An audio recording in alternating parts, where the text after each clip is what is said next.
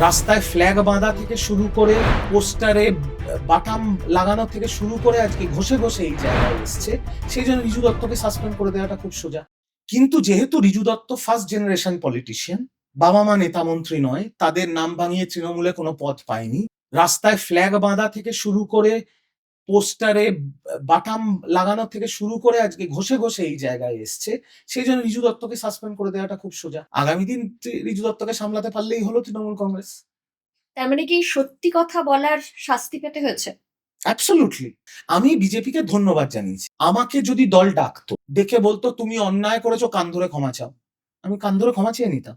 আমাকে যদি দল ডেকে বলতো তোমাকে আর ২ মাস টিভিতে পাঠাতে হবে, একদম চুপ করে মুখ বন্ধ করে বসে থাকবি। আমি তখন তৃণমূল মানে আমি অন্ধ ছিলাম, আই ওয়াজ ব্লাইন্ড। হুম, হুম, আমি এতটাই অন্তর থেকে দলটা করেছিলাম। হুম, হুম। কিন্তু সেই সব না করে হঠাৎ ওই বনভিটা কুইজ কন্টেস্ট আমাকে পাঠিয়ে দিল একটা কি শোকজ লেটার। আর তারপরে আমার পেছনে একটা নোংরা খেলা খেলে আমার রিপ্লাই পর্যন্ত টুকু, যেটার আমার কাছে স্ক্রিনশট আছে, যে আমি ২৪ ঘন্টার মধ্যে তৃণমূল ভবনে আমার রিসিভিং কপি আছে, আমি দেখিয়েও দিতে পারি।